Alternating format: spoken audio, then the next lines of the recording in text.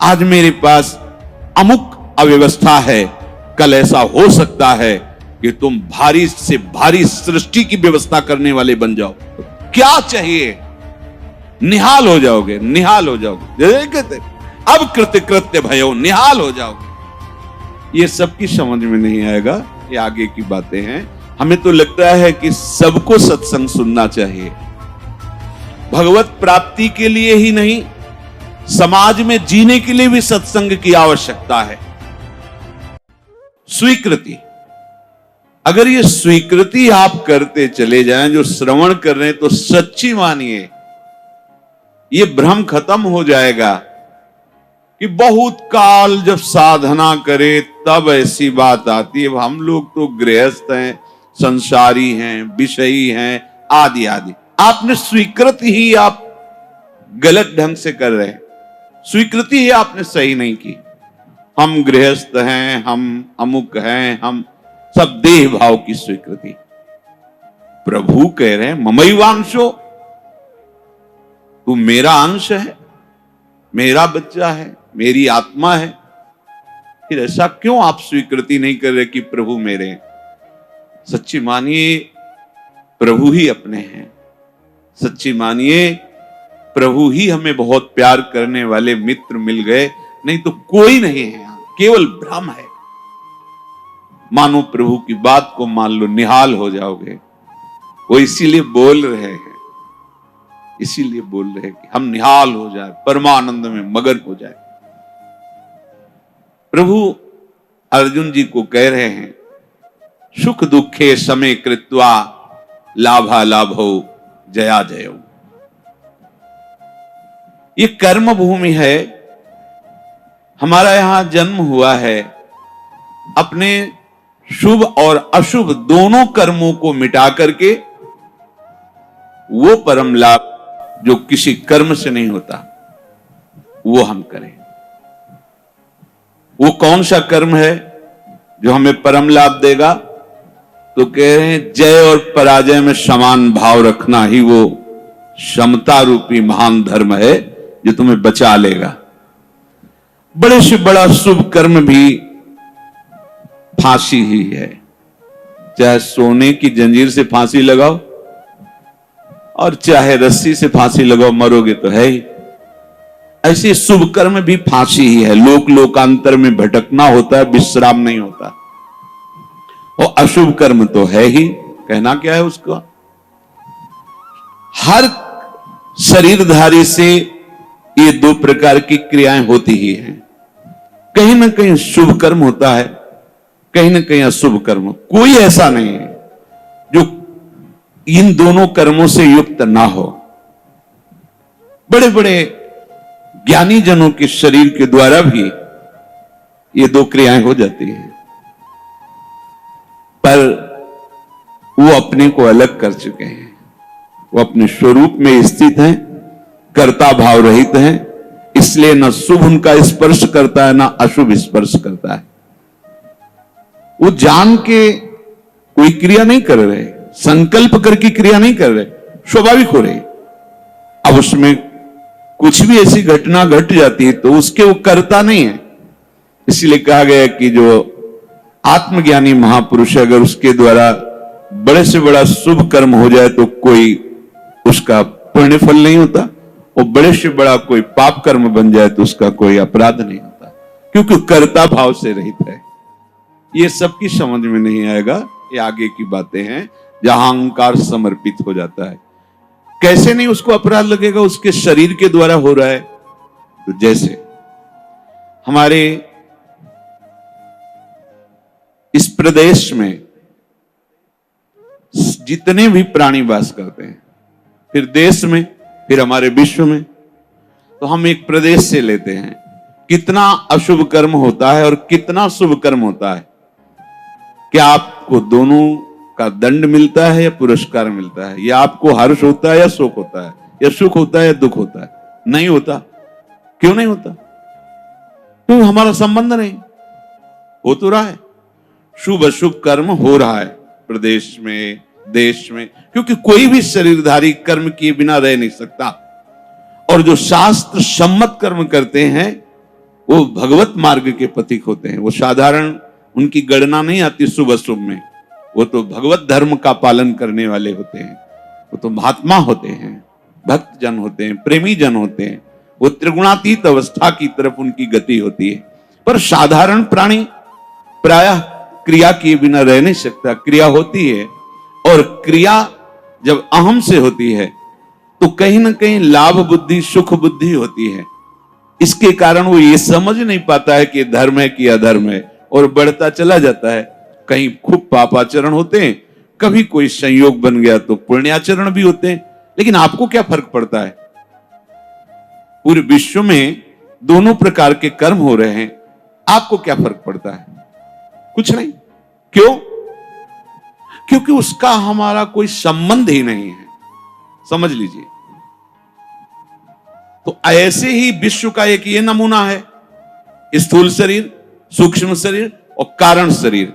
जो भगवत तत्व के ज्ञाता महापुरुष जन होते हैं, बिल्कुल जैसे तुम्हारा प्रदेश के शुभ अशुभ कर्म से कोई संबंध ना होने के कारण न हर्ष है, न शोक है, न दंड है, न पुरस्कार है, ऐसे ही इस शरीर के द्वारा हुए शुभ अशुभ कर्म उसे बांध नहीं सकते। जिसने अपने स्वरूप को अलग करके इनसे संबंध त्याग कर दिया। हमें हर्ष शोक दूसरे की क्रियाओं से इसलिए नहीं होता कि हमारा संबंध नहीं। ठीक ऐसे इस शरीर से जब ज्ञान प्राप्त हो जाता है, बिल्कुल जैसे भगवान ने कहा कि पुराना वस्त्र त्याग कर नए वस्त्र को धारण करते। सांप ने केचुल छोड़ दी, कोई संबंध नहीं। पुराना वस्त्र फेंक दिया, उसे कोई जला दे, कोई कुछ करे, कोई संबंध नहीं। वो उत्तम जगह में रखा जाए या अधम जगह में, कोई संपर्क नहीं रहता। ये देहाभिमान होने के कारण, देह भाव होने के कारण हमें अपने कर्मों का भोग भोगना पड़ता है। अब हमको जो भगवान उपदेश कर रहे हैं कि इस कर्म जाल से कैसे मुक्त होना है, क्योंकि अवश्य में भोक्तव्यम कृतम कर्म शुभाशुभम, भगवत वाणी, भोगना पड़ेगा निश्चित। अब कोई ऐसा उपाय जो हम इन कर्मों के जाल से मुक्त हो सके। भगवान कह रहे हैं कि जो भी आपके द्वारा हो रहा है, पहली बात तो जो कर्म हो रहा है वो प्रमाणित होना चाहिए, गुरुजनों के द्वारा शास्त्र सम्मत। मनमानी आचरणों की यहां चर्चा नहीं। यहां जो है तस्मात् शास्त्रम प्रमाणम थे। आपका कोई भी कार्य बिना प्रमाण वाला नहीं होना चाहिए, मनमानी नहीं होना चाहिए। उसका प्रमाण किसी संत ने कहा है, आचार्य ने कहा है, गुरुदेव ने कहा है, भक्तों ने ऐसा कहा है, ऐसा हमारे बुजुर्गों ने कहा है, यह प्रमाणित होना चाहिए। अब उस कर्म का अनुष्ठान करते समय हमारे हृदय में लाभ की विशेष आकांक्षा होती है, उस कर्म की सफलता की विशेष आकांक्षा होती है। अगर आप प्रभु की इस वाणी को नहीं मानेंगे तो बहुत धोखा हो जाएगा हमसे, बहुत गलती हो जाएगी। जैसे जिसको लगता हो कि ये सुख दुख समय कृत्वा लाभा लाभो जया जय, ये तो केवल विरक्तों के लिए भगवान कह रहे हैं, ऐसा नहीं। देखो सबको लाभ इसमें है। एक विद्यार्थी है, वो विद्या अध्ययन करता है पास होने के लिए, पूरा प्रयास करता है। किसी कारणों से, खेल में ज्यादा बुद्धि होने से, प्रमाद बुद्धि होने से, या प्रयासरत है उतना मानसिक प्रबलता ना होने से चूक हो गई, उत्तर नहीं दे पाया और परीक्षा में फेल हो गया। अब ये सूत्र उसको पता नहीं है, न घर वालों को पता है। अब उसे बोलते हैं कि इतना रुपया लगाया, इतनी फीस भरी और तू फेल हो गया। मानसिक उसके ऊपर दबाव डालते हैं।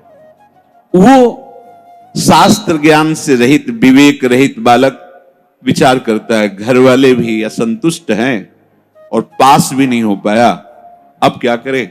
बोले मर जाना अच्छा है। देखो कई ऐसी घटनाएं सुनने को मिलती, अमुक विद्यार्थी फेल हुआ तो उसने आत्महत्या कर ली। ये क्यों हुआ? ये विवेक ना होने के कारण। ठीक है, इस बार फेल हुए हैं तो अगली बार हम प्रयास करें जहां हमारी कमी रही।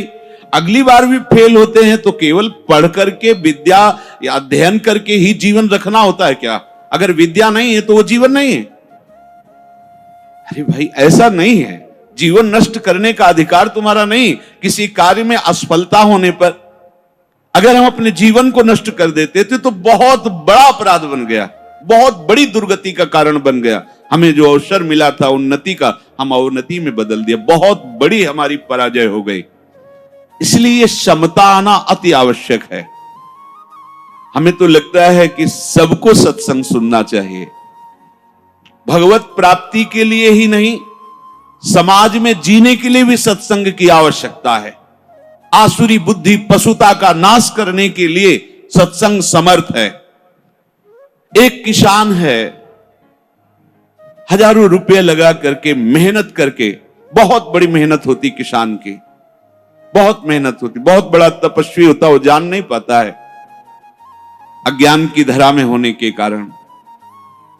जिस ठंडी में आप वस्त्र त्याग नहीं करना चाहते, पूरी रात रात पानी लगाता है गेहूं की खेती में, बड़ी मेहनत करता है। जब फसल काटने का समय आता है तो वर्षा और ओले हो जाते हैं, पूरी फसल नष्ट हो गई। कर्जा लेकर उसने खाद पानी लगाया था, बेटी का ब्याह करना है, बच्चों को पढ़ाना है, अब फसल नष्ट हो गई। कर्जा कैसे देंगे, परिवार का पालन पोषण कैसे करेंगे? इससे अच्छा आत्महत्या कर लो। कई ऐसी घटनाएं, हम जिस कार्य में चलते हैं असफलता मिलती है तो हमको एक ही उपाय दिखाई देता है कि हम अपने को नष्ट कर लें। भारी मूर्खता। ये जो प्रभु उपदेश कर रहे हैं सबके मंगल के लिए उपदेश कर रहे हैं। छोटी छोटी बातें व्यवहार की। हमारा ब्याह हुआ, हमारी भावना में जो पत्नी थी वैसी नहीं मिली।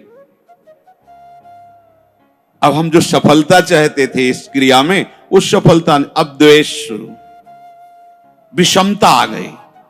कैसे कैसे पापाचरण होने लगते हैं, कैसे कैसे पीछे कितनी ऐसी घटनाएं सुनने को मिल। राक्षसी बुद्धि। ये केवल बैरागियों के लिए, विरक्तों के लिए, संतों के लिए प्रवचन होता है, ऐसी बात नहीं। ये सत्संग ऐसी मति बना देगा कि आप समाज में रहते हुए भी बड़े आनंद पूर्वक सबको आनंद प्रदान करने वाले बन जाएंगे। ये जो जय और पराजय का, लाभ और हानि का, सुख और दुख का हमारे ऊपर प्रभाव पड़ता है, जब तक हम नाम जप करके अपनी बुद्धि को पवित्र करके समता में नहीं लाएंगे तब तक बात बनने वाली नहीं। जगह जगह आप देखो, जगह जगह जहां कोई हारता है तहां वो निराशा अपने ऊपर ले आता है। हारना जीत का एक संकेत है। ऐसा मत समझो कि हारना पतन का संकेत है, नहीं। जो उत्साह संपन्न है, जो विवेकवान है, वो देखते हैं कि मैं कहां से हारा, कौन सा वो बिंदु है जहां मैं चूक कर गया। विवेकवान तुरंत उसे संभालते हैं, आगे चलते। फिर हार होती तो फिर हमें आगे बढ़ना है, ना कि हमें शरीर नष्ट कर देना है, ना कि हमें इतना चिंतन बिगाड़ लेना कि डिप्रेशन में पहुंच जाए। हर परिस्थिति हमारे कर्म के अनुसार रची गई है। अब हमको संभालना होगा, उस कर्म के प्रवाह में बहकर हमें नष्ट नहीं होना है। इसीलिए भगवान यहां के ततो युद्धाय युज्यस्व। तुम अपने कर्तव्य कर्म करने के लिए कमर कस के खड़े हो, उत्साह संपन्न बनो, तुम्हें बिल्कुल पाप नहीं लगेगा। नैवम पाप मवाप्स्यसि। बस तुम एक काम कर लो, जय पराजय में समान भाव लाओ। जो आपने माना हुआ लाभ है, अगर हमारा पूर्ण नहीं हो रहा है तो हमें निराश नहीं होना। इस बार हमारा व्यापार सफल नहीं हुआ, इस बार अध्ययन हमारा ठीक नहीं हुआ, इस बार कृषि में हमें कमजोरी, अन्न की प्राप्ति नहीं हो पाई, हमारी खेती कमजोर हो गई, कुछ भी, कहीं भी, कैसे भी निराश नहीं होना। रात है तो दिन आएगा, आप धैर्य रखिए, प्रकाश होगा। अंधकार में उबिए नहीं और प्रकाश में फूलिए नहीं। अभिमान मत कीजिए, अंधकार आने वाला है। इसलिए सम, भगवान कह रहे समय कृत्वा, ये बहुत बड़ी विद्या है। अगर कोई कहे निकुंज में जाने के लिए इसकी क्या आवश्यकता है, तो कृपा प्रकरण में पढ़कर देखिए, तीसरे दोहे में, शत्रु मित्र समझानी सम, मान मान अपमान सम, दुख सुख लाभ न हानि। यह जो कृपा, वही प्रभु कह रहे, सुख दुखे समय कृत्वा लाभा लाभ हो जया जय। इसको धारण कीजिए। छोटी छोटी सी अनुकूलता में बाधा पड़ने पर हम दुखी हो जाते हैं, हम विक्षिप्त होने लगते हैं, हम बहुत बड़े लाभ का त्याग कर देते। छोटी सी मनोनुकूल वृत्ति के विरोध होने पर, जबकि वो महामंगल विधान है, आपको समझ में नहीं आ रहा, आप इतने असंतुष्ट हो जाते हैं, इतने हार जाते हैं, इतने निराश हो जाते हैं कि परम लाभ का मार्ग ही छोड़ दिया। और ये जरूरी है, जरूरी है। जैसे ये उपदेश जब होते हैं तो प्रश्न भी होते हैं कि कब तक सहें, कब तक सहें?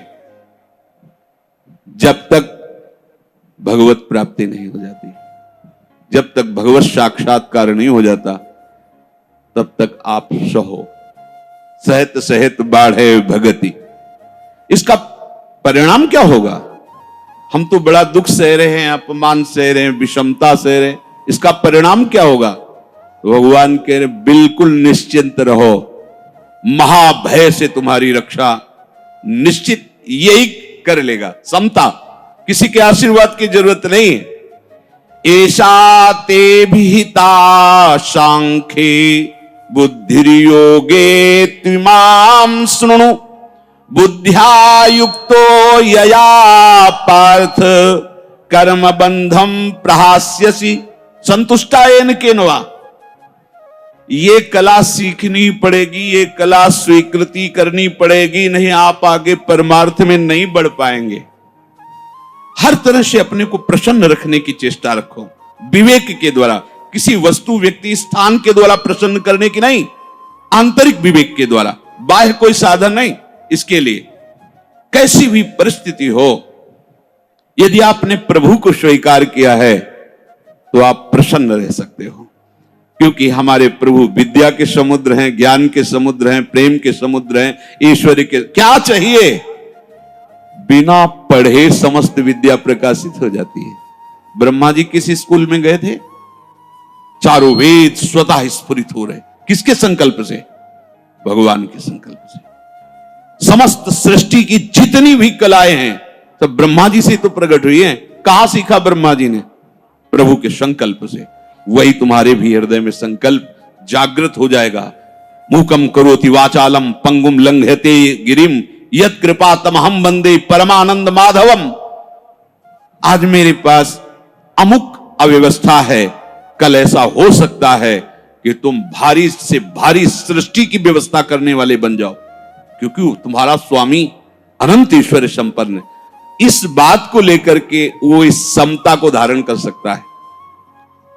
अगर इतने बड़े प्रभु का सहारा नहीं है, फिर सहेगा किससे? ये सहने की सामर्थ्य सिर्फ हरि के चरणारविंद के आश्रय से आती, भरोसे से आती। ठीक है, आज हमारा मन ठीक नहीं है, लेकिन जिस दिन मन चोर देखेंगे ना, उस दिन निहाल हो जाएंगे। ठीक है, आज हमारी ऐसी परिस्थिति, जिस दिन वो देखेंगे ना, हम निहाल हो जाएंगे। देखो ना, कई कई दिन केवल तुलसी दल का भोग लगता है, लेकिन ना अन्य आश्रय है, ना अन्य भरोसा है श्री सुदामा जी को, है केवल कृष्ण प्यारे का। और वो भी कुछ लेने के लिए भरोसा नहीं, केवल विशुद्ध प्यार है। तो जैसी द्वारिकापुरी वैसी सुदामापुरी खड़ी कर दी। संतोष अगर किसी को हो सकता है तो प्रभु को लेकर के होगा। ध्यान रखना, अगर प्रभु का आशा भरोसा नहीं तो आप नहीं। क्या आप पास होते चले गए और भगवत भरोसा नहीं है? माना कोई बहुत बढ़िया नौकरी मिल गई और आपके आचरण भ्रष्ट हैं, तो क्या आप शांत हो जाएंगे? क्या आपका हृदय शीतल रहेगा? क्या आपका मन प्रसन्न रहेगा? नहीं। नाना प्रकार की भोग सामग्रियां और सम्राट पद, दुनिया का ऐश्वर्य मिल जाए, पर हरि चरणों से संबंध नहीं है तो विश्राम नहीं मिल सकता। तब लगी कुशल न जीव कहो, सपने हूं मन विश्राम, जब लगी भजत न राम को, शोक धाम तज काम। इसलिए ये सूत्र हृदय में धारण ही करो कि तुम्हें सहना है। सहनशील ही समता को धारण कर सकता है। कभी अपमान की परिस्थिति हो सकती, कभी मान की परिस्थिति हो, कभी सुख की, कभी दुख की, कभी लाभ की, कभी हानि की। अगर हमारे हृदय में भगवद आश्रय नाम जब चल रहा है तो बड़ी से बड़ी हानि में भी आपको शोक नहीं होगा, दुख नहीं होगा। बात समझ लीजिए।